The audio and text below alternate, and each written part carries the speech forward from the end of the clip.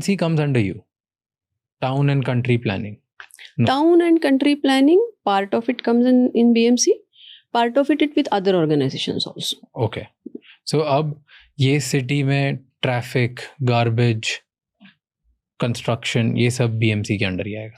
उसमें गार्बेज है वो प्योरली BMC के अंडर आता है. ट्रैफिक जो है वो डिवाइड हो जाता है. जैसे रोड्स बनाना, रोड्स पे ट्रैफिक सिग्नल्स लगा देना, कुछ जो रोड फर्नीचर बोलते हैं हम जिसको, रोड मार्किंग्स होती है कुछ साइड, वो करना ये BMC की जिम्मेदारी है.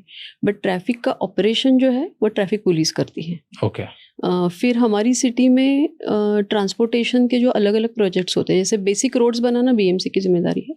लेकिन अगर आपको मेट्रो बनाना है, पब्लिक ट्रांसपोर्ट बनाना है, तो BMC alone can't do it. It is not even part of their mandatory और डिस्क्रिशनरी ड्यूटीज. मेट्रो बनाना, हाँ metro banana. But public transportation के लिए बहुत सारी सिटीज़ में अलग अलग यंत्रणा होती है.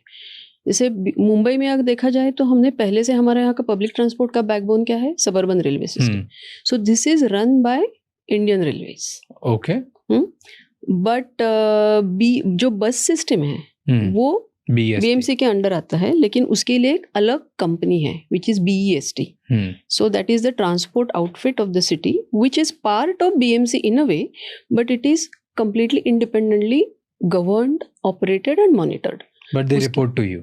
They report to BMC, or not directly to municipal commissioner, but our general body. उनका बजट जो होता है वो BMC के बजट का पार्ट होता है. Okay. But it's a completely independent organization. To that extent, bus system is part of